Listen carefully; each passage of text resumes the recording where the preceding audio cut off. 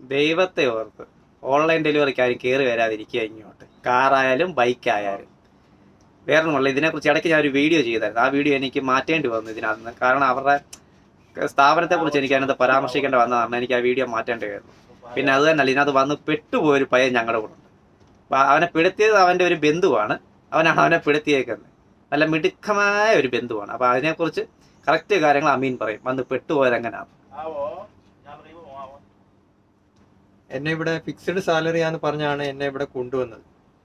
എഗ്രിമെന്റോ കാര്യങ്ങളോ ഒന്നും പറഞ്ഞൊന്നുമില്ല. ഫിക്സഡ് സാലറിയാണ്, 2 ദിവസം ലീവ് ഉണ്ട്, കാര്യങ്ങളാണ് പറഞ്ഞാണ് എന്നെ ഇവിടെ കൊണ്ടുവന്നത്. ഇവിടെ വന്ന് എഗ്രിമെന്റ് കണ്ടപ്പോഴാണ് ടാർഗറ്റ് ഉണ്ട്. ഈ ടാർഗറ്റ് കംപ്ലീറ്റ് ചെയ്യാതെ സാലറി എത്തില്ല.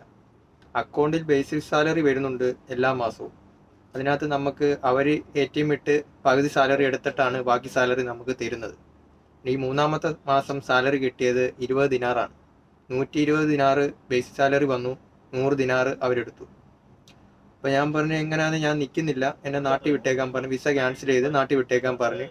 അപ്പോൾ അവർ വിസ ക്യാൻസൽ ചെയ്യുന്നതിന് 500 ദിനാറാണ് അവർ ചോദിക്കുന്നത്. 500 ദിനാറ് കൊടുക്കാതെ നമ്മുടെ പാസ്പോർട്ടോ കാര്യങ്ങളോ ഒന്നും തരത്തില്ല. പാസ്പോർട്ടും കാര്യങ്ങളും എല്ലാം അവർ പിടിച്ചു വെച്ചേക്കുവാണ്.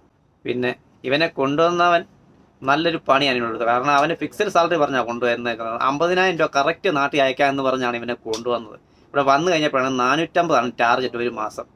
450 ടാർഗറ്റും അതിനകത്ത് ടാർഗറ്റ് അച്ചീവ് ചെയ്തിരുന്നുണ്ടെങ്കിൽ ബേസിക് സാലറി 120, 100 ദിനാർ ഇവന്മാർ പിടിക്കും. 20 ദിനാറ് കൈ കിട്ടുന്നത്. അതുകൊണ്ട് എന്തോ കാര്യം നടക്കും. അതുതന്നെയല്ല, ഇത്രയും ചീറിപ്പായുന്ന വണ്ടികൾക്കിടയിൽ കൂടെ ജീവനും ജീവിതം കൈപ്പിടിച്ചു വേണം പോകാൻ. എത്രയെത്ര ആക്സിഡൻറ്റുകൾ, എത്രയെത്ര മരണങ്ങൾ നടന്നിരിക്കുന്നു. ഇതെല്ലാം അറിഞ്ഞുകൊണ്ട് ഇവൻ്റെ കൂട്ടുകാരൻ ഇവനെ കൊണ്ടുവന്ന് ബന്ധു ഇവനെ കൊണ്ടുവന്ന് ഇവിടെ കളിപ്പിച്ചെന്നുള്ള 1,30,000 രൂപ രൊക്കം കാശ് മേടിച്ചിട്ടാണ് അവനിവിടെ കൊണ്ടുവന്നത്. ഒന്ന് ആലോചിച്ച്, സ്വന്തം ബന്ധു. അതുകൊണ്ട് ദൈവത്തെ ഓർത്ത് ആരും ഓൺലൈൻ ഡെലിവറി ജോബിന് ഇങ്ങോട്ട് കയറി വരാതിരിക്കുക. പിന്നെ എന്തെങ്കിലും കമ്പനി വിസയോ കാര്യങ്ങളോ വന്ന് അതിനെക്കുറിച്ച് കിട്ടിയ കറക്റ്റായിട്ടുള്ള കാര്യങ്ങൾ അന്വേഷിക്കുക. ഡയറക്റ്റ് കമ്പനിയിൽ അന്വേഷിക്കുക, എന്നിട്ട് കയറി വരിക. അത് തന്നെയല്ല, ഇപ്പോൾ ഈ കമ്പനിയാണെന്നുണ്ടെങ്കിൽ എല്ലാം ഏജൻസിക്ക് കൊടുത്തത്. ഈ ഏജൻസിക്കാരാണ് കൂടുതൽ ആൾക്കാരെ പറ്റിച്ചുകൊണ്ടിരിക്കുന്നത്. ആ ബേസിക്കും കാര്യങ്ങളും ഒന്നുമില്ല. വെറുതെ എല്ലാവരും അങ്ങോട്ടും ഇങ്ങോട്ടും കടന്ന് ഓടുന്നേ അല്ലാതെ, ജീവനും കൈപ്പിടിച്ചുകൊണ്ട് ചീറിപ്പായുന്നതല്ലാതെ ഒരു ഇതുമില്ല. അതുകൊണ്ട് വരുന്നവർ ആലോചിച്ചും കണ്ടും ഈ ഓൺലൈൻ ഡെലിവറിക്ക് കയറി വരിക. പിന്നെ വന്ന് പെട്ടുപോയിട്ട് ആരും സഹായിക്കാൻ കാണത്തില്ല, നമ്മൾ തന്നെ കാണത്തുള്ളൂ. അങ്ങോട്ടും ഇങ്ങോട്ടും കിടന്ന് ഓടണം. അപ്പോൾ അവന്മാർ പാസ്പോർട്ടും തരത്തില്ല, ഇവിടുത്തെ ഐഡിയും തരത്തില്ല. ഇപ്പോൾ എല്ലാം അവന്മാർ പിടിച്ച് വെക്കും.